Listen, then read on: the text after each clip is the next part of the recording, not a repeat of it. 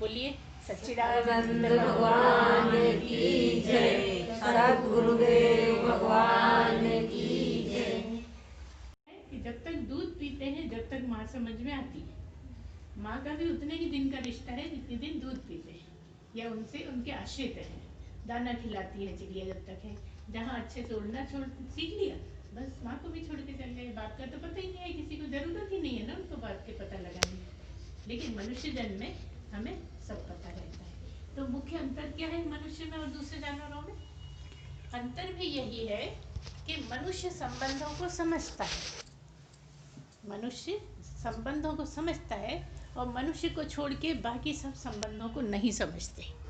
ये अंतर है। जब भी आपसे कोई पूछे कि आप एक बड़ा अंतर बताओ कि दूसरे जानवरों में और मनुष्य में क्या अंतर है, तो आप कहेंगे कि मनुष्य ही एक ऐसा है दुनिया में जो अपने संबंधों को मानता है और इसलिए उसको अपने संबंधों को निभाना भी पड़ता है। अगर आप संबंधों को नहीं मानते, नहीं जानते, नहीं रहते संबंधों की तरह, तो आप समझिए कि पशु योनि में ही हैं। स्पष्ट समझ जाइए कि अगर आप संबंधों का ध्यान नहीं रखते, है ना, संबंध कैसे कि पति पति है और भाई भाई है, पत्नी पत्नी है और बहन बहन है ना। किसी मनुष्य की, किसी आदमी की बहन बिल्कुल अलग है और पत्नी बिल्कुल अलग है, मतलब संबंध अलग अलग तरह के हैं ना। ऐसे ही सारे संबंध जो जैसे संबंध का है, जैसा लेना देना है, जैसा जो है, सब मनुष्य को अपने जन्म, इस जन्म में कर्म उतारने हैं इसके जरिए, है ना। तो यहाँ पर अंतर क्या रहा कि बाकी सब योनियों में कोई संबंध नहीं है, कोई संबंध से भी संबंध नहीं है। लेकिन मनुष्य इस तरह से दूसरों से डिफ्रेंशिएट होता है, मतलब फ़र्क होता है कि वो अपने संबंधों को जानता है और संबंधों को संबंधों की तरह जीता है, तो वो मनुष्य है। और अगर नहीं इस तरह से चल पाता है तो मनुष्य नहीं है, मनुष्य होते हुए भी जानवर ही है, वो जानवरों की श्रेणी में ही आता है। अगर आप किसी को ऐसा जानते हो, गलत संबंध के बारे में रहता है, उस तरह से चलता है, जीवन व्यतीत करता है, तो मनुष्य नहीं है, वो जानवर है। उसको अभिमान है कि मैं मनुष्य हूँ तो मैं कुछ भी कर सकता हूँ। कई लोगों का आपने कहते सुना होगा कि अरे मनुष्य जन्म में सुख नहीं उठाएंगे तो कब उठाएंगे। अब आप देखिए कौन सी योनि में सुख नहीं उठाया, सारी योनि में सारा कुछ हो रहा है, बस एक सत्संग को छोड़ के बाकी सब योनियों में हो रहा है। लेकिन मनुष्य योनि में भी हजारों लोग ऐसे हैं जो सत्संग से कोई नाता नहीं रखते, है ना, कभी भगवान को याद भी नहीं करते। तो यहाँ का क्या काम है? यहाँ का काम है भगवान की शरण में जाना, भगवान को याद करना, भगवान को पाने की इच्छा बनाना, क्योंकि लेके तो आई नहीं हो, धीरे धीरे बनाना पड़ता है। जब आप उनसे प्रेम बढ़ाते हो तो इच्छा होने लगती है। तो जिसमें जितना ज़्यादा प्रेम है ना, उतनी ही ज़्यादा इच्छा है। किससे? भगवान से। जो आप भजन गाते हो, अगर खूब डूब के गाते हो, विभोर होके गाते हो, तो धीरे धीरे इच्छा होने लगती है कि कैसे होंगे भगवान। जब हम भजन गा के इतने सुखी हो जाते हैं तो मिल के कितना सुख होगा भला, है ना। उसी को तो आनंद कह दिया है। सुख तो यहाँ है धरती पर, लेकिन आप कहोगे आनंद स्वर्ग में, तभी तो स्वर्ग की इच्छा है सबको। नहीं, स्वर्ग में भोग है। जो भोग के प्रार्थी हैं, जो भोग में रहना चाहते हैं, जो भोग भोगना चाहते हैं, सुखों के ज़्यादा लालची हैं, वो स्वर्ग चाहते हैं। तो आप सोच लीजिए, आप स्वर्ग चाहते हैं या भगवान चाहते हैं? दो चीज़ें हैं, एक स्वर्ग है और एक भगवान है। स्वर्ग में सुख मिलते हैं और भगवान से अगर लग जाओ तो आनंद मिलता है। और सुख और आनंद में क्या फ़र्क है? सुख टुकड़ों टुकड़ों में मिलता है और आनंद बड़ी मुश्किलों से मिलता है। सारा जीवन लगा दो, कई जीवन लगा दो, तब कहीं जाके आनंद मिलता है। और आनंद अगर मिल जाता है तो फिर वो जाता नहीं है। ये विशेष बात है कि समझ लीजिए, या तो आता नहीं है और आ गया तो जाता नहीं। तो ऐसा सुख किसको खराब लगता है बताओ? सुख के लिए तो सभी लालच है, सभी सुखों की इच्छा में चलते रहते हैं कि अब पता नहीं इतने देर से दुख ही दुख भोग रहे हैं, कब आएगा सुख, कब आएगा सुख। ऐसा करते हो ना आप लोग। और कभी सुख हो, मान लो बहुत सुख में है, बेटे की बेटी की शादी हुई है, बहुत ज़्यादा प्रसन्न है, और उसमें दुख आ जाए तो कभी कभी हार्ट फेल तक हो जाता है। सुना होगा आपने, है ना? सहना मुश्किल हो जाता है, सुनते ही गिर पड़ते हैं, बेहोश हो जाते हैं, तरह तरह के चलते रहते हैं। क्यों? क्योंकि हमें सुख की बहुत इच्छा है, हम सुख ही सुख भोगना चाहते हैं, दुख नहीं भोगना चाहते। लेकिन भगवान जैसे सब योनियों से चला के आ रहा था ना, वैसे यहाँ भी इस मामले में आपको चलाता है। कभी सुख देता है, कभी दुख देता है, कभी सुख देता है, कभी दुख देता है। उसको कोई लालच नहीं है, उसको कुछ मज़ा नहीं आ रहा आपको दुख दे के। वो तुम्हारे ही मज़े के लिए दुख भी दे देता है कि तुम्हारे हिस्से के हैं, तुम काटो, है ना? तो जो काट सकता है, जो सहनशील होता है, जो सबकी बात सुन पाता है, वो आगे बढ़ पाता है। ये खास पॉइंट है, इसको आप अंडरलाइन करके ध्यान में रखिए कि जो सह पाता है, जो 4 लोगों की बात सुन के सह पाता है, वो आगे बढ़ जाता है इस लाइन में। और जो नहीं सहता, वो कर्म बढ़ा लेता है, तो कैसे बढ़ेगा आगे? भगवान तो कर्म कटवा रहे हैं, लेकिन हम बढ़ा लेते हैं, और इसी जन्म में ही बढ़ने, और जन्मों में तो बढ़ने नहीं है। तो बस अब जब कर्म बढ़ा लिए तो फिर जन्म फिर नीचे चले गए, नीचे के जन्म मिलने लगे, अब फिर काटते रहो। तो यही सिलसिला चल रहा है हमेशा। तो क्या करना चाहिए हमें ऐसा कि हम कुछ आगे बढ़ पाए मनुष्य जन्म में? वही प्रश्न रखा है। उसमें एक तपस्या जैसा है, जिसको कहते हैं साधन चतुष्टय। साधन से मतलब साधना करना, है ना? साधना करने को ही यहाँ पे साधन बोला है कि क्या साधन है जिससे हम भगवान के मार्ग में आगे बढ़ पाए।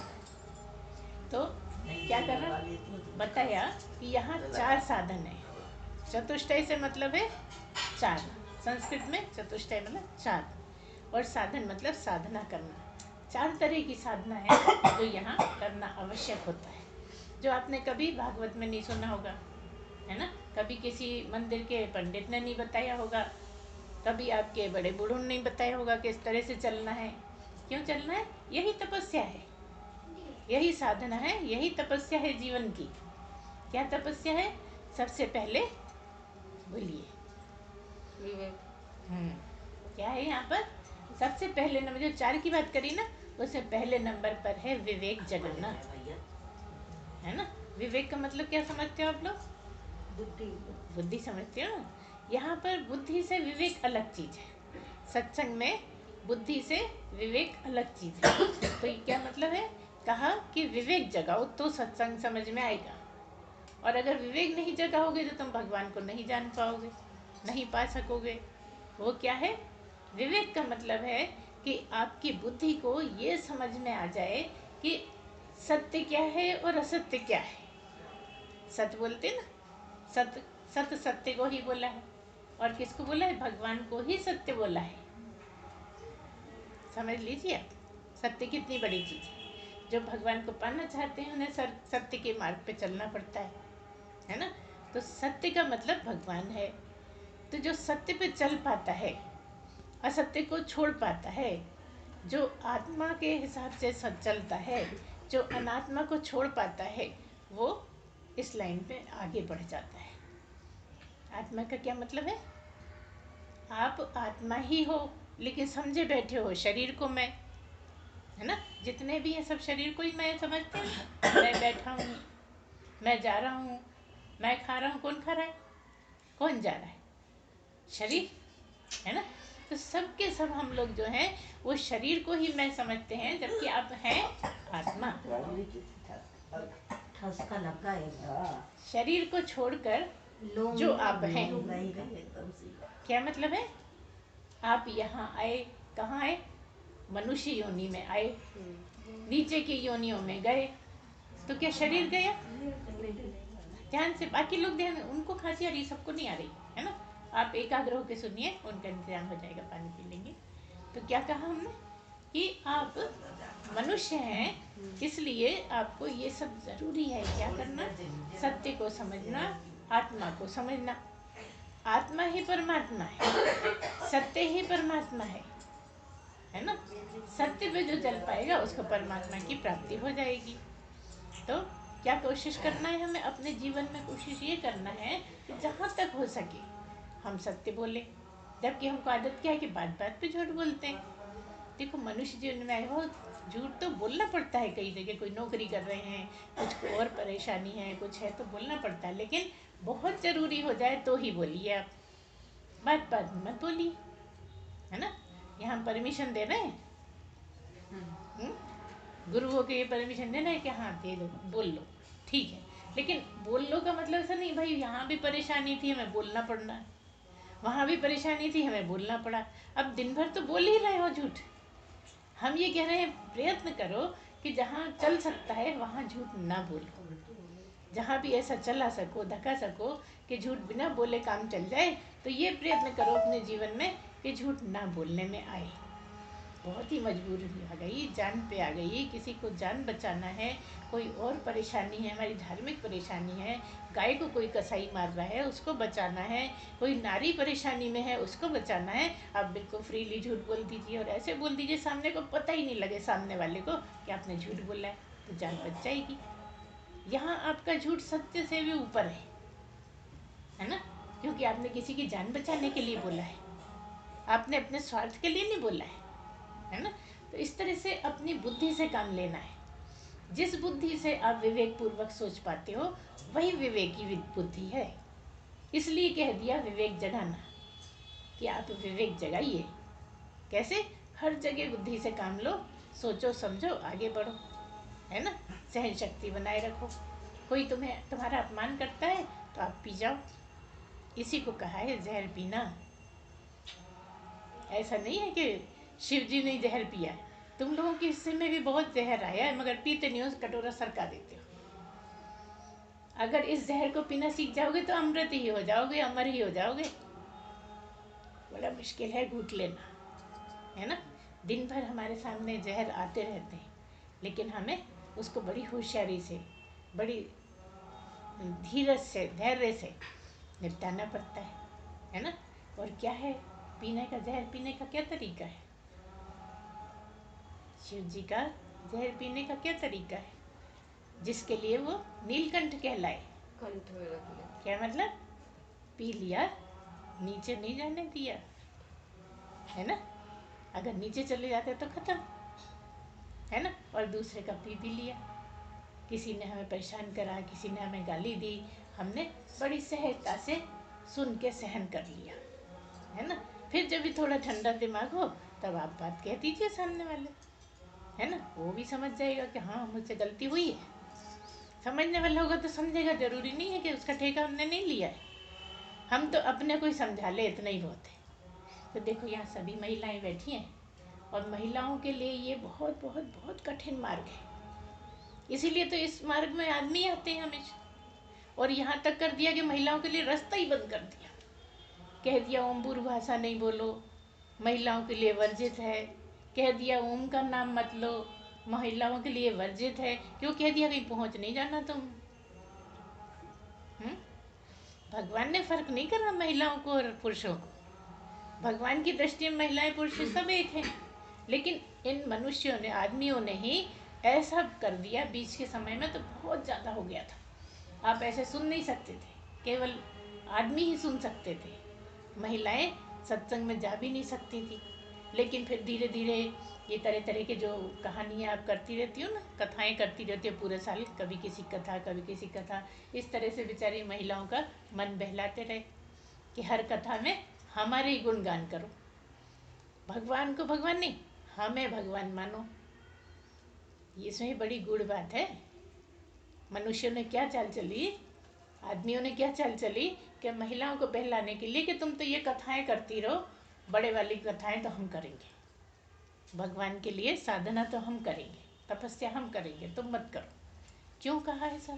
क्योंकि महिलाओं का जीवन तो वैसे ही बहुत तपस्या करने का है। कोई है ऐसी महिला आपके जानने में जिसको बिल्कुल तपस्या न करनी पड़ रही? हर महिला के जीवन में बहुत तपस्या है। तो जो धैर्य पूर्वक निकाल लेगी महिला, वो यहाँ आ सकती है, इस जगह पे, इस आसन पर, इस पद पर। गहरी लगन हो भगवान से और तपस्या जारी रहे, अंदर ही अंदर, किसी को बताना नहीं, किसी को करना नहीं, कुछ कहना नहीं, और अपने सारे काम करते हुए अंदर ही अंदर भगवान का भजन करते रहो, तो कोई भी महिला पहुंच सकती है। है ना। लेकिन बड़ा कठिन मार्ग है, बहुत सहन करना है ना। सब सुख दुख तो सहन करना ही है, और आदमियों को भी सहन करना है ना। हमारे गुरुदेव क्या कहते हैं ये आदमियों की दुनिया है ना, इसलिए वो कहते हैं कि औरतों को ये नहीं करना चाहिए, वो नहीं करना चाहिए। वो कहते हैं अगर औरतों की दुनिया होती, औरतें अगर आगे होती, तो वो कहती हैं आदमियों को ये नहीं करना चाहिए, आदमियों को वो नहीं करना चाहिए। आज का क्या हाल है, आदमी तो खुद ही नहीं कर रहा कुछ। जितना कर रही है सब औरतें ही कर रही है ना। कुछ करने की जरूरत ही नहीं है, अपने आप ही आदमी पीछे चला गया। कि वो ना पूजा करता है, ना पाठ करता है, ना भजन करता है, ना भगवान को याद करता है, जबकि महिलाएं बात बात में लगी रहती हैं। क्यों? क्योंकि इतने दुख हैं कि भागती है मंदिर। अपने आप ही भगवान को याद करती है। सब महिलाओं का कह रहे हैं, हम किसी एक का नहीं कह रहे हैं। आदमी तो कोई कोई ऐसे हैं जो भगवान के साथ लगे, कोई कोई, हजारों हजारों में समझिए आप। आज के कलयुग के ज़माने में आदमी बहुत दूर है इससे, छिटक के खड़े हो जाते हैं, है ना। तो हम बात ये कर रहे हैं कि आप सत्य को पहचानो। आत्मा को पहचानने का मार्ग है, आत्मा को पहचानो, है ना। कैसे पहचानोगे? विवेक जगाकर। पहले नंबर पर विवेक। आत्मा क्या है, अनात्मा क्या है, सत्य क्या है, असत्य क्या है, इसको समझ के आप आगे बढ़ो। क्या है आत्मा और अनात्मा? आत्मा वो है जो कभी खत्म ही ना हो, जो सदा रहे। सत्य वो है जो सदा रहे, और झूठ बदलता रहता है। क्या मतलब है? ना आत्मा बदलती है और ना आत्मा खत्म होती है। तो जो खत्म होता है उसको ध्यान मत दो, और सारा जगत खत्म होने वाला है, सब जानते हैं। जो भी बनाए है वो बिगड़ेगा ही, आया है सो जाएगा, राजा रंग फकीर। और क्या कह दिया? कह दिया कि जो महान है वो तो, जो महान है, जो भगवान से जुड़ गए हैं, वो तो हंसते हंसते जाएंगे। लेकिन जो यहाँ लगे हैं, असत में लगे हैं, वो रोते रोते जाएंगे। जानना सबको पड़ेगा। रावण जैसों ने सारे जीवन आराधना काय के लिए करी कि शरीर बना रहे, मेरा शरीर बना रहे, भगवान को पाने के लिए नहीं।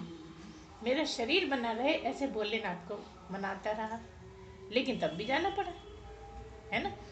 तो भले ही रावण हो, हिरण्यकश्यप हो, सबको जाना पड़ा, तो हमें भी, तुम्हें भी जाना पड़ेगा। तो ये जो थोड़ा सा टाइम मिला है ना, इसी में कर लो जो कुछ करना है, क्योंकि और किसी योनि में तो कर नहीं पाओगे।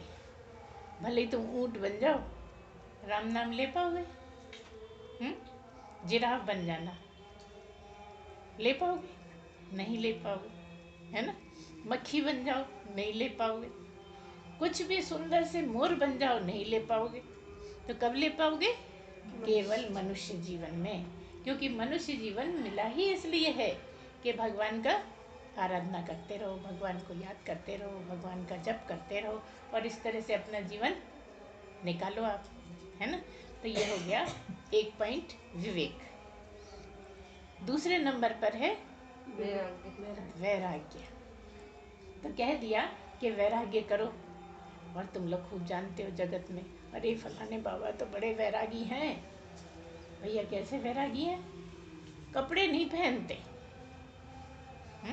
वैरागी आप किसको कहते हो? वो कपड़े नहीं पहनते। देखो कितनी सर्दी पड़ रही है, कपड़े नहीं पहनते। इतनी गर्मी पड़ रही है, कंडों के पास बैठे रहते हैं जला जला के। तो वैरागी हो गए? नहीं हुए। ये तो कोई भी प्रैक्टिस कर सकता है। आप भी धीरे धीरे प्रैक्टिस करते हो, अपने आपस में देखिए। कई महिलाएं हैं 2-2 स्वेटर पहन लेती हैं, कोई एक पहनती हैं, कोई पहनती नहीं है। उनसे कहो भैया पहन लो, बहुत सर्दी पड़, नहीं नहीं हम नहीं पहनते। कोई कहेगा हमसे काम नहीं होता, पानी में ही काम कर रही है लेकिन स्वेटर नहीं पहना है। मतलब क्या? ये प्रैक्टिस से हो जाता है।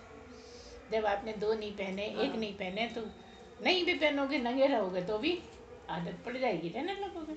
ये कोई वैराग्य नहीं है। तो वैराग्य क्या है? वैराग्य ये है कि जो आप करते हो तो उससे फल की कामना मत करो। काहे का त्याग करना है? फल का।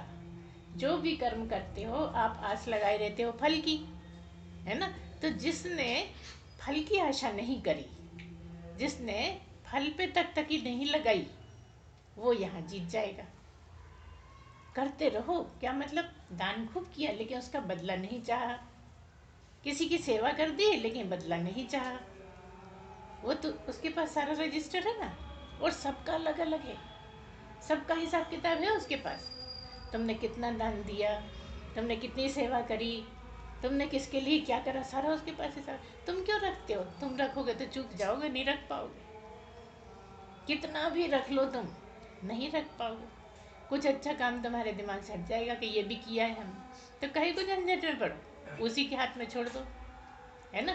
तो इस तरह से जब तुम चलोगे ना, तो इसका क्या होगा, फल की आशा छोड़ दे। कर्म कर, फल की आशा छोड़ दे। फल पर तक लगा के मत देख कि कब मिलेगा कब मिलेगा, हमने तो ऐसा किया था, अब हमें मिलना चाहिए, है ना। तो जगत जगत में तो लड़ भी लेते हो, हमने इतना किया था इतना किया था, तूने नहीं किया। भगवान से कैसे लड़ोगे? कि हम देखो कितना दान देते हैं, हम कितना तीर्थों पे जाते हैं, भगवान तो कुछ करते ही नहीं। करते हैं कई लोग ऐसी भी बातें करते हैं कि कितना किया भाई, हम तो सारी जिंदगी करते रहे मगर हमें तो कुछ मिला ही नहीं। आप ये सोचिए ना कि पहले जो नहीं किया था अभी तो वही बराबर हो रहा है। कब उसकी बराबर होएगा, कब वो भरपाई होएगी, तब आगे कर पाओगे। इसको नहीं सोचते, कहते हम सारी जिंदगी करते रहे, हमने कभी किसी को कष्ट दिया ही नहीं, भगवान पता नहीं क्यों हमें देता है। तुम्हारे एक यही जन्म थोड़ी है, जाने कितनी बार मनुष्य बने हो, और सारा कुछ एक ही जन्म में निपटाया भी नहीं भगवान ने। थोड़ा थोड़ा देते रहे दुख सुख, और बाकी बचा के रखे रहे कि समय समय पे निपटवाऊंगा और तुझसे ही निपटाऊंगा। तू नहीं बनाए हैं कर्म और तुझे ही निपटाने हैं, है ना। ऐसे बहलाता रहा, ज़्यादा दुखी हो गए तो चॉकलेट पकड़ा दी, है ना। सुख की चॉकलेट, जैसे आपका बच्चा ज़्यादा रोने लगता है, जब बिल्कुल नहीं संभलता, पता है चॉकलेट नुकसान करती है, मगर निकाल के दे देते हैं, खुश हो जाता है, मम्मी एक और, इस हाथ में भी, है ना। ऐसे आप भी बच्चों जैसे ही करते रहते हो, है ना, और रोते रोते खुश हो जाते हो, चॉकलेट मिल जाती है। ये सुख आपकी चॉकलेट है ना। दुख में तो आंसू बहते रहते हैं।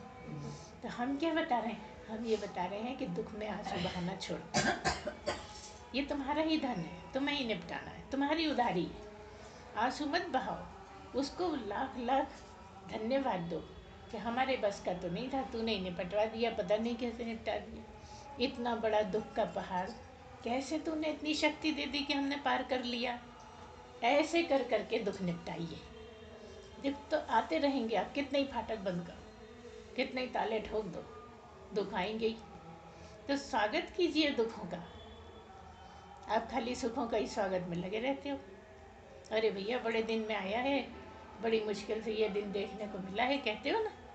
हम कह रहे हैं दुखों के लिए भी इतना ही खुश होइए कि जितना दुख आपको मिल गया, जितना दुख आपने भोग लिया, वो आपके माइनस हो गया, वो आपके खाते में से निकल गया, भगवान ने उसको काट दिया कि ये भोग चुका, अब दोबारा नहीं। अगर दोबारा होगा तो कहीं और की उधारी होगी। इस तरह से आप अगर समझेंगे, जीवन बिताएंगे, तो आप वैरागी भी हो जाएंगे। तो पहला क्या हुआ, विवेक, दूसरा वैराग्य। दोनों अच्छे समझ गए ना। वैराग्य का क्या मतलब है कि फल की आशा छोड़ दे। कुछ भी किया तो फल की तक मत लगा, फल पे आंखें मत गड़ा, बस किया और छोड़ गए। इसका एक बड़ा अच्छा उदाहरण हम बहुत पहले दिया करते थे कि मान लीजिए सड़क पे कोई अंधा जा रहा है, अब वो बड़ी देर से कह रहा है भैया मुझे पार कर दे, सड़क पार करा दे। फिर कोई आया, मुझे सड़क पार करा दे, मुझे दिखता नहीं है, चले जा रहे हैं अपने अपने काम से लोग तेजी तेजी से, है ना। एक कोई आया, उसने कहा बाबा क्या बात है, तुम यहाँ क्यों खड़े हो इतनी देर? कह ले मुझे सड़क पार करा दो। तो कह ले चलो मेरे साथ, मैं तो सबका बहुत भला करता हूँ, मैं करा देता हूँ पार। उसने सड़क पार करा दी, घर पहुँचा, पत्नी से कहा कोई सड़क पार करा ही नहीं रहा था, मैंने करा दी। माँ से कहा कोई सड़क पार करा ही नहीं रहा था, मैंने करा दी। पड़ोसियों से कहा, सबसे कहता रहा, क्या हुआ, बेकार हो गया। क्या कह रहे हैं आप कि कुछ भी अच्छा काम करो तो छुपा के रखो, किसी को मालूम मत होने दो। कितना भी सगा कोई हो, मालूम मत होने दो तुमने अच्छा क्या करा। तो मालूम क्या होने दो, अपनी जो गलत बात है ना वो मालूम होने दो, उससे तुम्हारे पाप कटेंगे। हमारे साथ क्या है, गलत चीज़ तुम छुपा छुपा के रखते, छुपा छुपा के रखते हो, तो और बढ़ती चली जाती है। ये वाला खजाना ऐसा है कि जितना गलत बातों को छुपा के रखोगे उतना ज़्यादा कष्ट भोगना पड़ेगा तुमको, और जितनी गलत बातों को उजागर कर दोगे हल्के हो गए, अब क्या छुपाना है ना। जैसे आपके जेब में पैसे रखे हैं और कहीं गए हो, स्टेशन पे सोना पड़ रहा है ना, तो जब तक जग रहे हो पैसों का पूरा ध्यान है, पैसे हैं कि नहीं, है कि नहीं। 5 मिनट भी नींद आ गई तो जैसी खुलेगी क्या करोगे?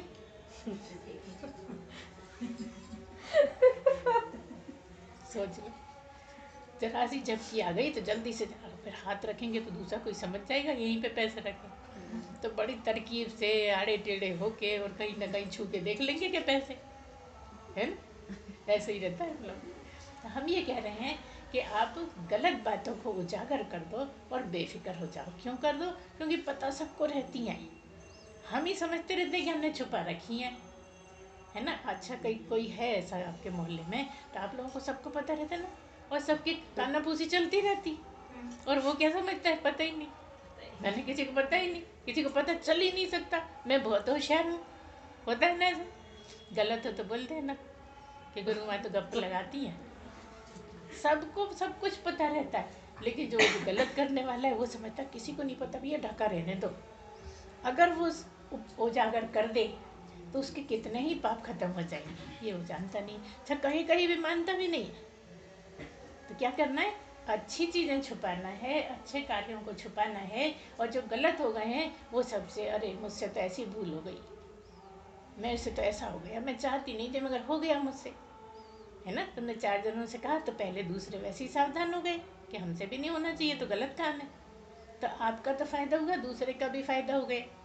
तो इस तरह से ऐसे चलना सीखो, तो हो गया विवेक, हो गया वैराग्य, हो गया। अब ये तीसरी वाली कमाई की बात कर रहे हैं। तीसरी कमाई क्या है? षट संपत्ति। क्या है? षट संपत्ति। पहला विवेक, दूसरा वैराग्य, तीसरी षट संपत्ति। षट का मतलब है संस्कृत में 6, है ना, 5 और 1 6। षट संपत्ति। संपत्ति तो आप सब जानते हो, अपनी अपनी संपत्ति बड़ी छुपा छुपा के रखते हो, लॉकर में रख के आते हो, है ना। और तो षट संपत्ति मतलब 6 तरह की संपत्तियां कमानी है। सुन लीजिए, अब इधर आ जाइए। षट संपत्ति, 6 तरह की संपत्तियां आपको जीवन में कमानी है, मनुष्य जीवन में। इन पे खास जोर दीजिए कि आप क्या क्या कमाना है आपको। अभी आप गालियाँ कमा रहे हो, अभी आप बुराइयाँ कमा रहे हो, अभी सब गलत बातें कमा रहे हो। हम जो बताने आए हैं 6 तरह की संपत्ति कमानी है, जो इसका धनी हो जाएगा उसको भगवान स्वीकार कर लेगा। क्या मतलब? भगवान भी मोल लगाते हैं। किसके पास कितनी संपत्ति है बताओ? तो जिसने ये संपत्ति खूब कमा ली वो जीत जाता है। तो वो कौन सी संपत्ति है? सबसे पहले, बिल्कुल ध्यान से सुनिए, दोहराते रहिए अंदर अंदर, हैं। सबसे पहली है सम। क्या है? दूसरी है दम। क्या? दम। तीसरी है तितिक्षा। दोहराइए उसको, पहली सम, दूसरी दम, तीसरी तितिक्षा, और चौथी उपरति। फिर से बोलिए, चौथी क्या है? उपरति। पांचवी है श्रद्धा, और छठी है समाधान। नंबर 1 सम, नंबर 2 दम, नंबर 3 तितिक्षा, नंबर 4 प्रति, नंबर 5 श्रद्धा, और नंबर 6 समाधान। अब ये 6 आप अच्छे से याद करना घर जाके, और नहीं याद आए तो आपस में पूछ लेना, है ना। एक ही बार में याद थोड़ी हो जाती, याद रखने की कोशिश करने से याद हो जाती, और कोशिश ही ना करो तो कुछ भी नहीं। खाली हाथ आए, खाली हाथ चले गए। यहाँ खाली हाथ नहीं जाना है, यही संपत्ति बटोर बटोर के जाना है, और हो जाए तो संपत्ति का लाभ ले लेना, है ना। भगवान बिकते हैं।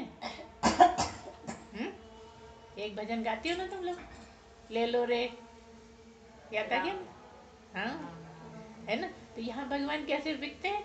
अगर आपके पास संपत्ति है तो बताओ मुझे, मैं तुम्हारा, और संपत्ति नहीं तो आगे बढ़ो, दूसरे को आने दो। सब लाइन लगाए खड़े हैं और सबको भगवान की चाहत है। अब जिसके पास उतना पैसा है, जब देखो कहीं कहीं बोल लगता है ना, क्या बोलते हैं उसको, शब्द याद नहीं, हाँ नीलामी होती है ना, तो बोल दिया कि इतना लगना है, तो अब जो उतना बोल देगा वो अधिकारी है, उससे कम बोलेगा तो उसको बोलने का अधिकार नहीं है। फिर और बढ़ गया तो फिर उतना जो बोलेगा वो अधिकारी है, पीछे की बात खत्म। तो ऐसे जिसके पास सबसे ज़्यादा संपत्ति है, अब तुम तो धन के बॉक्स भर रहे हो, कपड़ों के बॉक्स भर रहे हो, सामान के बॉक्स भर रहे हैं, हम कह रहे हैं ऐसी संपत्ति कमाओ जो साथ ले जाओ। कितने बॉक्स साथ ले जाओगे बर्तन के, बताओ? धन के ले जाओगे, कपड़े के तो ले ही जाओगे। कितनी अच्छी अच्छी साड़ियाँ हैं ना, बड़ी मुश्किल से खरीदी थी, पीछे पड़ पड़ के खरीदवाई थी और ले जा नहीं पा रहे। तो ऐसी साड़ियाँ ले जाओ जो अपने आप तुम्हारे साथ जाए, है ना। ऐसी कोशिश करो कि इतनी संपत्ति कमा लो, इतनी संपत्ति कमा लो कि तुम आगे निकल जाओ, है ना। और जो अहंकार करे वो पीछे ही छूट जाए। कर सकते हो, तुम लोग तो मेहनती हो ना, महिलाएं मेहनती होती हैं, महिलाएं लगती हैं कमज़ोर, लेकिन भगवान ने महिलाओं को कितना मजबूत बनाया है।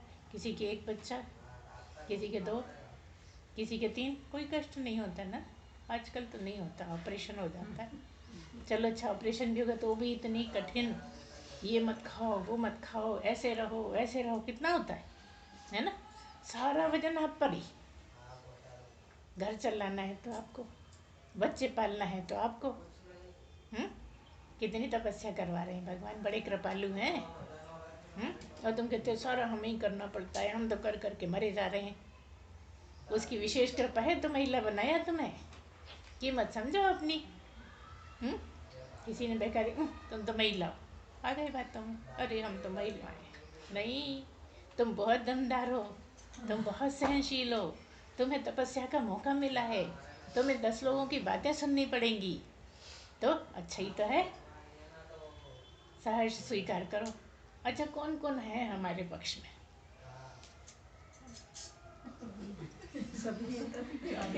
उल्टी उल्टी बातें सिखाती हैं कि सहो। अरे क्यों सहे हम? अब तो नहीं है। तो इस तरह से जब आप चलोगे ना तो आप जीत जाओगे। मनुष्य जन्म में जीत इन्हीं के सहारे होती है। बाकी सारे जानवर हैं, है ना, उनको जैसे चला रहा है वैसे चलना है। लेकिन आपकी बुद्धि का सदुपयोग कब है? जब आप इस तरह से चलो कि सम, दम, तितिक्षा, उपरति, श्रद्धा और समाधान, इतनी चीज़ों की खूब कमाई करो, खूब कमाई करो, घर भर जाए, तुम्हारे सारे संदूक छोटे पड़ जाएं, घर भर जाए तुम्हारा, ऐसा हो जाए। नीचे ऊपर इधर उधर चारों तरफ तुम्हारी संपत्ति है, समझो। जहाँ निकल गई सब, अरे भाई ये तो बड़ी अच्छी, ये तो ऐसी है। तुम्हें कुछ नहीं कहना पड़ेगा, लोग कहने लगेंगे, है ना। कुछ कहना थोड़ी पड़ता है। सब जैसे लोग बुरा कहने लगते हैं, कान में बोलते हैं, और अच्छा तो बोलते हैं आवाज़ में, एक दूसरे से। अरे नहीं ऐसा नहीं है, तुम गलत समझ रहे हो, वो तो ऐसा है, कहते हैं कि नहीं, खुले हम बोल देते हैं। तो यही संपत्ति कमानी है। अब हम इन संपत्तियों के बारे में आपको बताते हैं। सम का मतलब है समता में रहना। सम का मतलब क्या है? कि समता में रहिए, अपने को ज़्यादा विचलित मत होने दीजिए। आपका जो मन है उसको समता में टिकाए रहो। किसी ने कुछ कह दिया, जल्दी से उखड़ना नहीं है ना। किसी ने पटा लिया, जल्दी से पटाने में नहीं आना है। देखो कितने काम की बात बता रहे हैं, यहीं धोखे हो जाते हैं, है ना। तो ये चीज़ें आप करोगे ना तो समता में टिकोगे। समता मतलब समता में सम रहना, एक से रहना, सर्दी गर्मी में एक से रहना। हम ये नहीं कह रहे कि स्वेटर मत पहनो, शाल मत ओढ़ो, ये बिल्कुल नहीं कह रहे। हम कह रहे हैं समता में टिके रहो। सर्दी आई है चली जाएगी, गर्मी आई है चली जाएगी, कोई टिकी है क्या? सब मौसम आते हैं, सब चले जाते हैं। हाँ इतना ज़रूर है, आती है तो तुम लोग हाय तो वह मचाने लगते, तो कब जाएगी कब जाएगी, वो तो तुम्हारे नहीं कहने से भी चली जाएगी। तुम समझ रहे हमने इतना बोला इसलिए चली गई, वो तो वैसे ही चली गई। आया है सो जाएगा ही जाएगा, है ना। तो आप समता में रहना सीखिए। दूसरा है दम। दम का क्या मतलब है? दम का मतलब है इंद्रियों को अपने बस में रखना। इंद्रियों का मतलब है दम का मतलब है इंद्रियों का दमन करना। अब यहाँ खास तौर से समझ लीजिए कि हमने कहा है कि इंद्रियों का दमन करना, लेकिन दमन कोई नहीं कर सका। इंद्रियां इतनी पावरफुल हैं कि आप हार ही जाओगे उनके सामने। तो क्या करना पड़ेगा? विवेक से काम लेना पड़ेगा। विवेक ही एक ऐसा है जो आपको इंद्रियों का दमन करना सिखा देगा। इंद्रियों का दमन करना, इंद्रियां बहुत चाहत रखती हैं। हर इंद्रिय अपने अपने विषय में जाना चाहती है और जा रही है। आँखें तो देखेगी देखेगी, है ना। चलो आँख तुमने बंद कर ली, कान है तो सुनाई देंगे ही। कितनी देर उंगली लगाओगे कान में? सारे दिन लगा के घूम सकते हो? अरे थोड़ी देर ही लगाओगे, अरे हाथ दुखने लगे, नीचे कर लो भैया। इसलिए आप ऐसा करिए कि आप अपनी इंद्रियों के सहारे इंद्रियों को कंट्रोल में करिए। क्या क्या मतलब है? कान से कुछ गलत सुना, आप उधर ध्यान मत जाने दीजिए। कान से कुछ गलत सुना, आप आंखें उधर से हटा लीजिए। आंखों का विषय को तो आप आंखों हटा के आंखें बंद करके कर ही सकते हो, लेकिन कान को भी आप आंखों से ही कर सकते हो, है ना। कि आपने आंख हटा दी, कोई गलत सीन देखा, आपने वहाँ से आंखें हटा दी। जबकि आंखों का क्या स्वभाव है? बार बार वहीं जाएंगी। कोई सड़क पे गलत सीन ले लिया तो बार बार वही सुनाओगे फिर आके, क्योंकि सुनाना भी तो है सबको। तो क्या करना है? अपने मन की ताकत से, बुद्धि की ताकत से आप इंद्रियों को गलत तरफ मत जाने दो, कंट्रोल में रखो। तो दम का मतलब है इंद्रियों को कंट्रोल में रखना। हमने पहले ये कह दिया कि नहीं हो सकती, इसका मतलब क्या है? कि बिना बुद्धि के नहीं हो सकती। मन को कंट्रोल करने के लिए बुद्धि चाहिए, और इंद्रियों का हेड है मन। इंद्रियों के ऊपर मन बैठा है, मन के ऊपर बुद्धि बैठी है। अगर बुद्धि को तुमने ताकतवर बना लिया तो मन भी कंट्रोल में है और बुद्धि भी, इंद्रिया भी कंट्रोल में है ना। मन का और इंद्रियों का कैसा संबंध है? अगर इंद्रियों ने कुछ देखा, मान लो जलेबी देखी, तो मन कहता है चल ले आ, आज तो मजे लेते हैं जलेबी का, है ना। मन कहने लगता है। तो आप क्या करोगे? बुद्धि से सोचो कि खाना उचित है कि अनुचित है, मुझे शुगर है कि नहीं है, मैंने खाना खाया है कि नहीं, खाली पेट है कि पेट भरा हुआ है। ये सब सोचते हुए भले ही शादी में गए हो तो भी सोच समझ के खाओ। शादी में कैसा लगता है? फ्री का है, खा ले बेटा। दुकान पे तो लिमिटेड खरीदेंगे ना, वहाँ तो कोई खरीदने का चक्कर नहीं, लिफाफा दिया और जिसको जितना खाना है, कोई टोकने वाले ही नहीं। लेकिन भैया पेट तो अपना ही है, पेट किसी का थोड़ी है कि तुम ज़्यादा खा लोगे 10 तो उसको हो जाएंगे। पेट भी अपना ही है। तो इस तरह से आप समझदारी से चलिए। क्या है? सम दम। दम मतलब इंद्रियों का दमन करना। दमन करने से मतलब ये है इंद्रियों को अपने कंट्रोल में रखना। और कंट्रोल करना हमने सिखाया है आपको, है ना। नहीं तो आप सीधे ये कह के अलग हो जाएगा, अरे भैया दमन तो किया ही नहीं जा सकता। गुरु माँ तो खुद कह रही थी कि इंद्रियों का दमन नहीं होता। तो ये इतना ही सुना अपन ने तो सत्संग, और कुछ पता नहीं लगा कि कैसे दमन होगा, ये मुख्य बात है ना। तो कैसे दमन होगा वैसे चलिए आप, और आप कर सकते हैं। आप महिलाएं हैं, हम विशेष मानते हैं ऐसे महिलाओं को, हमने भी जीवन देखा है ना, तो हमें भी पता है किस तरह से चलना है। तो इंद्रियों का दमन करने को दम कहते हैं। सम हो गया, दम हो गया। तीसरे नंबर पर है तितिक्षा। तितिक्षा का मतलब है सहन शक्ति बढ़ाइए। कैसे बढ़ाओगे? किसी ने कुछ कह दिया, कोई बात नहीं, उसका दिमाग खराब होगा इस टाइम पे, वो भूल गया होगा, उसने बोल दिया ऐसा, मैं क्यों बोलूं? क्यों बोलूं? क्योंकि आवत गाली एक है, पलटत होए अनेक। और क्या है कि आप उसकी तो एक ही रह गई और आपकी हो गई अनेक। क्या मतलब है? कि जब किसी ने एक गाली दी तो आपने गुस्से में आके 4 गाली दे दी। अब उसको तो फल मिल रहा है एक गाली का, और तुमने बैठे बिठाए कमा लिया ना। तो इसलिए आप ये ऐसे मन को समझाइए कि होएगा किसी परिस्थितियों में, होएगा कोई दिमाग खराब, होएगी कोई उसकी परेशानी, तो बोल दिया उसने, मैं क्यों दूँ, मैं दूंगी तो मेरे बढ़ जाएंगे कर्म। और आप ये कंट्रोल कर सकते हो, क्योंकि वैसे भी देखिए समाज में आदमी ही गालियाँ ज़्यादा बकते हैं, है ना। औरत तो कोई कोई कोई मिलेगी आपको बकते हुए, फिर आप संगत में भी सीख जाते हो, अब ये बक रहा है तो हम भी बकेंगे ना, तभी ये चुप होएगा, है ना। इस चक्कर में सीख जाते हो। नहीं तो महिलाएं तो बहुत कंट्रोल में रहती हैं, जो दे रहा है उसको देना दो, उसकी कमाई वो है और तुम्हारी कमाई वो नहीं है, क्योंकि तुमने सह ली तो तुम्हारा कोई पाप कट गया होगा। तो क्या समझो भैया, अच्छा ये गालियाँ दे रहा है, मेरे पाप ही तो ले रहा है ये, तो मेरा तो हितैषी हुआ ना, हुआ कि नहीं हुआ बता। मान लो कि कोई गालियाँ देता है और हमारे पाप उसके सिर लगते हैं, तो फायदा हो रहा है कि नुकसान हो रहा है, हो रहा है ना फायदा। तो फिर सुनो क्या फर्क पड़ता है, बाद में समझा दो, है ना।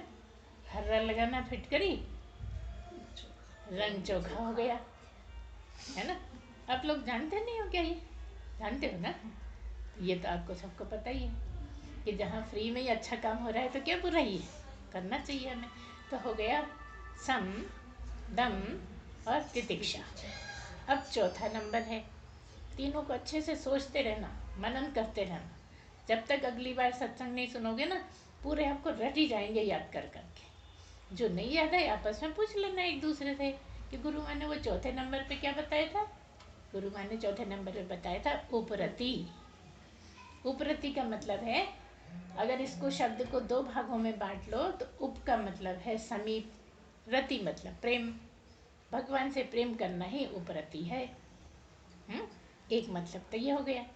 एक मतलब ये है कि संसार से उपराम हो जाना, संसार में ज़्यादा मत उलझो। आए हो, सौभाग्य है, मनुष्य बन के आए हो, किस बात के लिए आए हो इस पर ध्यान रखो, है ना। लेकिन संसार में ही गुम हो जाओ, ये तो कोई समझदारी की बात नहीं है। सारे जीव जंतु अपना अपना काम कर रहे हैं और हमें तो अपना ही काम नहीं कर रहे, बाकी सब कर रहे हैं। क्या है अपना काम? भगवान की शरण में जाना, भगवान को चाहना, भगवान को प्राप्त करने का प्रयत्न करना।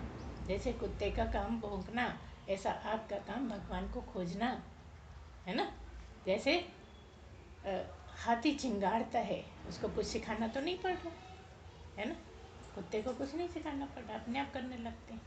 गधे को कुछ नहीं सिखाना पड़ता, जितना वजन लाद दोगे उतना लेके चला जाएगा। और हम पर इतना वजन लदा हुआ है, हम उतना उतारने की कोशिश ही नहीं कर रहे। मनुष्य होके गधे की तरह लदे हुए हैं, है ना। बहुत वजन लेके घूम रहे हैं, तो काहे से कम होगा? इसी से कम होगा, उपरति से, भगवान के समीप रहना, भगवान से प्रेम करना, इसी से आपका वजन कम होएगा। संसार से उपराम हो जाओ और भगवान से प्रेम करो। अब भगवान दिखता नहीं है, प्रेम कैसे कर लें? लगेगा ना, प्रश्न तो उठेगा कि भाई से प्रेम क्यों करते हैं, दिखता है। बेटे से प्रेम क्यों कर रहे हैं, दिखता है। पति से प्रेम क्यों कर रहे हैं, दिखता है। इसीलिए भगवान ने भी अपने से पहले गुरु को रख दिया कि मैं तो नहीं दिखता, मगर तुम्हारा सदगुरु तो दिखता है ना। अगर मैं नहीं दिखता तो अपने सदगुरु से प्रेम करो। सदगुरु से प्रेम करना ही मुझसे प्रेम करना है। भगवान ने अपने से भी ऊंची जगह दे दी कि पहले सतगुरु के पास जा, तब मैं मिलूंगा। मैं तुझे सदगुरु दिलाता हूँ, तो सदगुरु के पास रहे और फिर सदगुरु मुझे मिला देगा, है ना। तो यही तरीका है। तो कैसे प्रेम कर सकते हो? सदगुरु की याद करके, भजन करके, भगवान के भजन करके, भगवान का जप करके आप सदगुरु की याद में रह सकते हो, या सदगुरु को याद करते करते भगवान के सब नाम ले सकते हो। जैसे भी बने, तरीके भी बता देते हैं हम। ये मत कहना कह के चली गई, वो सिखाया नहीं कि करें कैसे, करना ही तो मुश्किल पड़ रहा है हमें, और वही बताती नहीं है। हम तो सब बता देते हैं, हमको छोड़ते नहीं है, है ना। लाभ उठाओ नहीं उठाओ आपकी बात में, आपका मन है, चाहो लाभ उठाओ और चाहो तो मत उठाओ, मैं क्या है ना। आप जैसा अपनी ज़िंदगी को आगे बनाना चाहते हो और जैसा ज़िंदगी के बाद की ज़िंदगी चाहते हो, सब आपके हाथ में है ना। तो आप उसका लाभ उठाइए। तो क्या कहा हमने? चौथे नंबर पे उपरति। एक बार फिर से सुन लें आपसे। पहले नंबर पे सम, दूसरे नंबर पे दम, तीसरे नंबर पे चौथे नंबर पे उपरति। उपरति, है ना। जिनको नहीं याद और उसको बार बार याद करना। चारों समझ लिए ना अच्छे। अब हम पांचवा बताते हैं। पांचवें नंबर पर है श्रद्धा। आप लोगों के बीच में एक श्रद्धा भी है, आज उनकी सास आई हुई है, क्योंकि वो यहाँ पे है नहीं अभी, है ना। तो श्रद्धा के नाम से श्रद्धा को याद कर लो कि श्रद्धा क्या है? गुरु से लगाओ, भगवान से लगाओ। लगाओ क्या है? भगवान से प्रेम, गुरु से प्रेम ही लगाव है। जितना ज़्यादा लगाव होगा उतनी ही आपकी शुद्धि होती चली जाएगी। गुरु से जितना आपका लगाव होगा, जितनी आपकी इच्छा होएगी गुरु से मिलने की, गुरु से जो भी आप जानो, हम नहीं कहीं तो आप कहोगे अपने लिए कह रही हैं, है ना। तो आप जानो आपका प्रेम कैसा है, आप डिसाइड कर लो आपको गुरु से कैसा प्रेम करना है ना। और यहीं पे गलती हो जाती है महिलाओं और आदमियों की। जो गलती हो रही है, जो दुनिया में सुनने में आ रही हैं गलत बातें, जो भी हो रहा है ना, बस इसी जगह गलती हो जाती है। वो प्रेम करने लगते हैं शरीरों से, और हम प्रेम करने किसको बोलते हैं? जो गुरु में गुरु बैठा है। जो गुरु बैठा है वो तुम में भी बैठा है, उससे प्रेम करने की बात करते हैं। शरीरों से प्रेम करने की बात नहीं करते। शरीर काय के लिए? चरण छू लो। शरीर काय के लिए? दर्शन कर लो। शरीर काय के लिए? तीर्थ करके पहुंच जाओ, है ना। इसलिए शरीर है। बाकी याद किसको करना है? जो इस दिखने वाले में नहीं दिखने वाला बैठा है वही सदगुरु है। इस गलतफहमी में नहीं रहना कि यही सदगुरु है। सदगुरु तो वो है जो तुम्हें नहीं दिखता, लेकिन मिलता कहाँ है? इसी सदगुरु में। तो अगर वो जो नहीं दिखने वाला है वो याद करते नहीं बनता, तो शक्ल वाला याद कर लो, है ना। लेकिन याद किसको कर रहे हो? नहीं दिखने वाले को, ठीक है ना, जो सब जगह रहता है। याद करने का बहाना है सदगुरु, इसलिए हम उसकी शक्ल को भी याद करते हैं कि उसी के सहारे हमारी हो जाए तपस्या, है ना। और ये हमने निश्चित नहीं करा, ये भगवान ने निश्चित करा है कि गुरु को मुझसे भी पहले मान, बाद में मेरा नाम, पहले गुरु का नाम, है ना। किसने दिशा दी? गुरु ने। किसने पता बताया मेरा? गुरु ने। तो पहले गुरु को प्रणाम, फिर मुझे प्रणाम, है ना। तो इस तरह से आपको श्रद्धा अपनी कमाई है, जो जितनी बढ़ा लेगा श्रद्धा उतना ही आगे निकल जाएगा। जितनी श्रद्धा बढ़ जाएगी उतनी ही आपकी शुद्धि हो जाएगी। और यहाँ शुद्धि ही विशेष है। जिसने शुद्धि कर ली वो भगवान से मिल जाता है, क्योंकि भगवान इतना शुद्ध है, इतना शुद्ध है, इतना शुद्ध है कि उसे गंदगी छू नहीं सकती, विकार छू नहीं सकते। तो तुम अगर शुद्ध तो तुम भी उसी जगह। हम में उसमें दूरी क्यों है? क्योंकि बीच में भवसागर है ना। सुख दुख का सागर है, विकारों का सागर है, गंदगी का सागर है। जैसे जैसे ये पार होती जाती है उससे दूरी घटती चली जाती है ना। तो जो दूरी घटाना चाहे वो इस तरह से रहें जैसे हम बताते हैं, तो मनुष्य जीवन सफल। और कहना किसी से नहीं है, चोरी से रहना है। चोरी करनी भी सिखा दी तुम्हारे गुरु ने कि चोरी चोरी करो। चोरी चोरी नहीं करोगे तो तुम्हारी दुनिया परेशान करेगी, है ना। अपना मनुष्य जीवन भी सफल कर रहे हैं और मजे से चल रहे हैं और खूब मेहनत कर रहे हैं, तो कर्म भी कट रहे हैं। तो कर्म करने से पीछे नहीं हटना है, ठीक है ना। तो श्रद्धा के बाद अब आखिरी छठे नंबर का है समाधान। समाधान का क्या मतलब है? जब इतनी कमाई कर लोगे ना, कौन कौन सी? सम, दम, तितिक्षा, उपरति, श्रद्धा, तो समाधान होने लगेगा। क्या होगा? जो हम बोलते हैं वो बातें समझ में आने लगेंगी। भगवान भी समझ में आ जाएगा एक दिन। जब इतनी बातें समझ लोगे, जब इतनी कमाई तुम्हारी हो जाएगी, तो फिर भगवान भी समझ में आएगा। इसलिए इस लाइन में ये चीज़ों की कमाई बहुत ज़रूरी है। ये 6 तरह की संपत्ति जिसने ज़्यादा कमा ली, जितनी ज़्यादा कमा ली, जितने भंडार भर लिए, सबसे ज़्यादा फायदा तो ये कि यहाँ छूटने वाले नहीं है। सब छूट जाएगा, ये तुम्हारे साथ जाएगा, है ना। यही कमाई तो है जो तुम्हारे साथ जाना है। दान धर्म करते हो तो दान तो तुम दे देते हो, लेकिन दान का फल तुम्हारे साथ जाता है ना। ऐसा ही ये है कि आप जितनी कमाई कर लोगे यही वाली संपत्ति लेकर जाओगे। तो किस किस को खराब लग रही है संपत्ति, बताओ। किसी को अच्छी लग रही है? अच्छी लग रही। अच्छी लग रही एक को, कोई अच्छी लग रही। सभी को अच्छी लग रही है ना। अभी तो गुरु माँ का काम चल रहा है ना, हम क्यों हाथ उठाएं, है ना। अभी तो थक जाएंगे अपन, हाथ नहीं आई तो सुनने में मजा आ रहा है, ठीक है ना। यही मजा तो चाहिए, सुनने में मजा आ गया तो सब हो गया। इतने गहरे डूब के सुनो, इतने डूब के सुनो कि तुम्हें शरीर का भी ना पता लगे। जिस दिन तुमने ऐसे सुन लिया ना कि तुम्हें तुम्हारे शरीर का नहीं पता लगा, हम सच कहते हैं उस दिन तुम्हें भगवान मिल गया।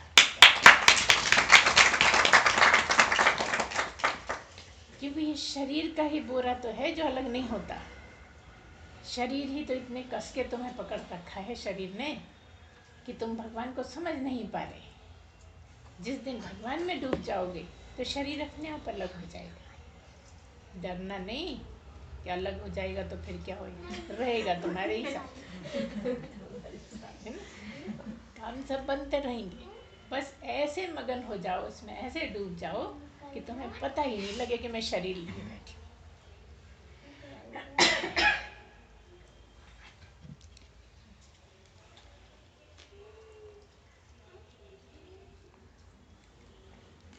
इतनी देर में वहाँ का सर यहाँ तक आ गया। तो इस तरह से आप ये 6 संपत्तियाँ खूब भरपूर कमाओ, मेहनत से कमाओ, है ना। इसी को पुरुषार्थ कहा है। जो ये वाला पुरुषार्थ कर लेगा वो जीत सकता है, वो अपने मनुष्य जीवन को सफल बना सकता है। फिर कीड़े मकोड़ों की योनियों में नहीं जाना पड़ेगा। और क्यों नहीं जाना पड़ेगा, अभी तुम्हारे बहुत कर्म पड़े हैं, पता नहीं कितने जन्म मिलेंगे। इसलिए नहीं जाना पड़ेगा कि जो लगातार सुनता रहेगा तो सुनने से ही सबसे ज़्यादा पाप कर्म कट जाते हैं। केवल पाप कर्म नहीं, सुख और दुख दोनों कट जाते हैं। आपको के सुख तो हमें अच्छे लगते हैं, भोने हमें भोगने दो, उनको क्यों काट रहे। नहीं, दोनों से ही खाली करनी है झोली, सुख से भी और दुख से भी। जब दोनों से खाली होगी तब भगवान मिलेगा। अगर सुख बचा है तो एक जन्म और, उतनी देर में गड़बड़ कर लोगे तो दुख भी आ जाएगा, क्योंकि नमक भी चाहिए, शक्कर भी चाहिए।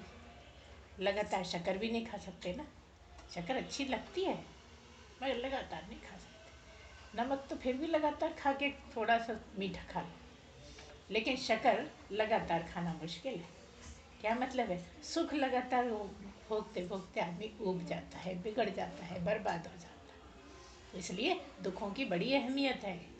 दुख आते हैं तो भगवान की याद आ जाती है। सुख में कौन याद कर रहा है भला, अभी तो वैसे ही मजे का को याद करे भगवान।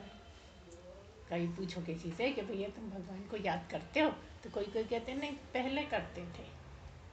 भैया क्यों नहीं करते, अगर स्टूडेंट होएगा तो कहेगा पास हो गए, अब क्या को याद करते।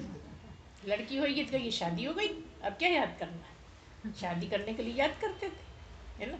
मतलब काम खत्म, अब तो सुख में लिए, अब काय को याद करें। तो दुख में तो सभी करते हैं, भगवान को चाहने वाला सुख में भी याद करता है। तो जो लगातार याद करता है वही जीत पाता है।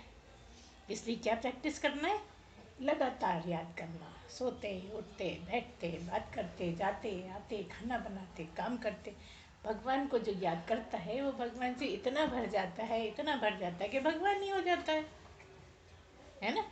जब इतना हो जाता है तब असली मुमुक्षा जागती है।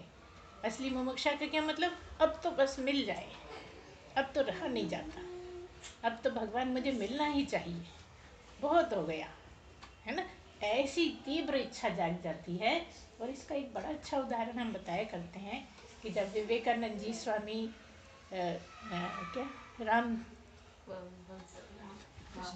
क्या है उनके गुरु, हाँ रामकृष्ण परमहंस, जब विवेकानंद अपने सदगुरु के पास गए, बहुत गुरु देखते रहे, सारे जीवन गुरुओं को ढूंढते रहे, लेकिन नहीं मिला, कोई जचा ही नहीं, कोई लगा ही नहीं कि हाँ ये प्राप्त पुरुष है। तो जब रामकृष्ण परमहंस के पास पहुँचे तो रामकृष्ण परमहंस ने पहले तो उनको ऐसे ही टाल दिया, जानते थे कि भाई ये तो पहुँचेगा ही, लेकिन गुरुओं को पता है कि कब तुमसे बिछो होना चाहिए, कब हम तुम्हें थोड़ा तरसाएंगे तब तुम हमारी तरफ ज़्यादा आओगे, है ना। ये गुरुओं को पता रहता है, ये तुम्हारी भलाई के लिए करते हैं। तुम्हें गुस्सा आता है, तुम्हें लगता है हम इतना चाहते हैं तब भी ऐसा बोल देती हैं, हम इतना चाहते हैं तब भी ऐसा कर देती हैं, लेकिन ये सब भगवान कराता रहता है ताकि आपकी तीव्र इच्छा हो जाए।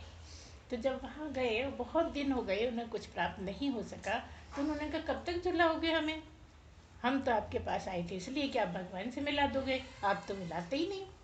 तो उन्होंने कुछ नहीं बोला, बस कस के हाथ पकड़ा और खींच के चलते गए चलते गए चलते गए। कहाँ चले गए? घाट पर। और घाट पर जाने के बाद नदी में भी उतर गए, वो खींचते रहे। वो तेज तेज चलते थे, ज़्यादातर सभी गुरु तेज चलते हैं, तो वो खींचते जा रहे हैं और ये छुड़ाते जा रहे हैं, छोड़ नहीं रहे। पानी में भी चले गए, कमर तक पानी आ गया, कंधे तक पानी आ गया, और ये परेशान है कि मारोगे, कहाँ ले जा रहे हो मुझे, कुछ बताते नहीं हो, कुछ बोलते नहीं हो, कहाँ ले जा रहे हो। उन्होंने लिया, सिर को पानी में डुबो दिया। किसने? गुरु ने अपने शिष्य का सिर पानी में डुबो दिया, कंधे तक तो आ ही गया था। अब कितनी घबराया होगा सोचो। उसको तो पता नहीं था पानी में जा रहे हैं, तो सांस ले लेते अच्छे से, है ना। अब कब डुबो देंगे उसे तो पता नहीं। बिल्कुल तड़फड़ा के उसने पूरा दम लगा के पानी से ऊपर आए। अरे बच गया मैं तो, है ना। क्या मारने के लिए लाए हो मुझे? मैं तो भगवान से मिलने आया था और तुम मुझे मारे डाल रहे हो बिना प्राप्ति के। तो उन्होंने पूछा कि बता, जब पानी में डुबो दिया था मैंने तुझे, तब तुझे कैसा लग रहा था? कहले बिल्कुल तड़फड़ा रहा था सांस लेने के लिए। ले, जब तुझे ऐसा लगेगा ना कि अब मैं मर ही जाऊंगा, भगवान नहीं मिलेगा, तब भगवान मिल जाएंगे। यहाँ तक पहुँचना है, इतनी तीव्र इच्छा हो जाए कि अब अगली सांस नहीं आएगी, अगर भगवान नहीं मिलेंगे तो आपको भगवान मिल ही जाएंगे। भगवान किसी को परेशान थोड़ी करते, वो उस जगह तक ले जाते हैं जहाँ उचित हो, जहाँ तुम उसके काबिल हो जाओ। तो तुम्हें काबिल बनाते रहते हैं, अगर तुम्हारा साथ में लिया तो काबिल हो जाते हो, नहीं तो भगवान तो सब कुछ कर ही रहा है हमारे लिए, हम ही नहीं करते, हम ही पीछे हट जाते हैं और क्या कहते हैं, भगवान ने तो कुछ करा ही नहीं, पड़ोसन के लिए कितना कर दिया, है ना। सबका भगवान अच्छा करते हैं, हमारे ही बुरा करते हैं। बुरा करते हैं क्या? किसी का बुरा नहीं करते, कितना भी दुख दे रहे हैं तो भी तुम्हारे अच्छे के लिए, है ना। और तुम्हारे ही कर्म का तुम्हारा ही किया तुम्हारे सामने आ रहा है, तो खुश होना चाहिए ना। उस समय सोचना चाहिए कि कोई कुछ नहीं कर रहा, सब मेरा ही किया है जो मुझे भोगना पड़ रहा है। अगर ऐसा सोच सकते हो, अगर ऐसे सोचने की क्षमता आ गई तो तुम जीत जाओगे, है ना। और तुम्हारी जीत में ही भगवान की जीत है। ये भी समझ लेना। भगवान को सबसे प्रिय मनुष्य है, तो जो मनुष्य जो उन्होंने काम दिया है वो करता है तो भगवान खुश होते, है ना। और जब वहाँ तक आ जाता है तो प्रसाद मिल जाता है, फिर वो तुमसे अलग नहीं रहते, तुम ही हो जाते हो भगवान। तो क्या कहते हैं, सदगुरु देव भगवान की जय।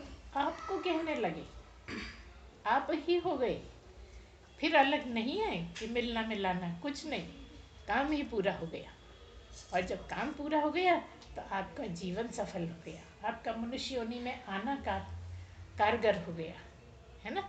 तो जो भी चाहते हैं इस तरह से चलें। हम नहीं कह रहे कि घर का काम बंद कर दो, हम नहीं कह रहे कि पति की सेवा नहीं करो, हम नहीं कहते कि सास की मत मानो, हम कहते सब कुछ करते हुए, क्योंकि मनुष्य बन के आए हो तो ये सब करना पड़ेगा, ये सब तुम्हारे हिस्से का है, तुम्हें मिला है। तो जैसे भी हालात हैं उस समय इस बात को याद करो कि ये सब मेरे कर्म हैं, कर्मों के अनुसार रिश्ते मिले हैं, इनको काटना पड़ेगा।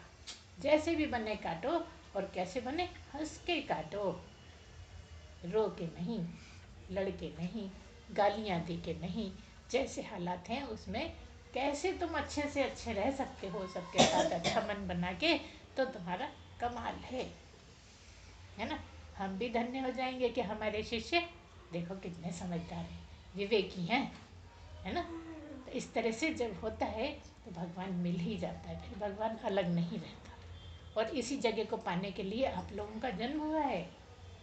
ये जो छोटे छोटे बच्चे हैं ना, अभी से इनके अंदर कुछ बीज डाल दो ऐसा, ताकि बड़े होकर ये भी उधर ही मुड़े, नहीं तो बेकार है जन्म। हमें लगता है बच्चे हैं, बच्चों को इधर क्यों मोड़े, नहीं सारे काम करने हैं। हमने कहा ना, पढ़ाई करिए, बढ़िया से बढ़िया नौकरी करिए, ऊंचे से ऊंची नौकरी करिए, लेकिन कहीं ना कहीं बीज जरूर डाल दो कि जिस काम के लिए तुम इस जगत में आए हो वो तुम्हारा जीवन सफल हो जाए। तब फिर तुम्हारे बच्चे हो, हमारे बच्चे होने के कारण हमारा सिर भी ऊंचा है ना।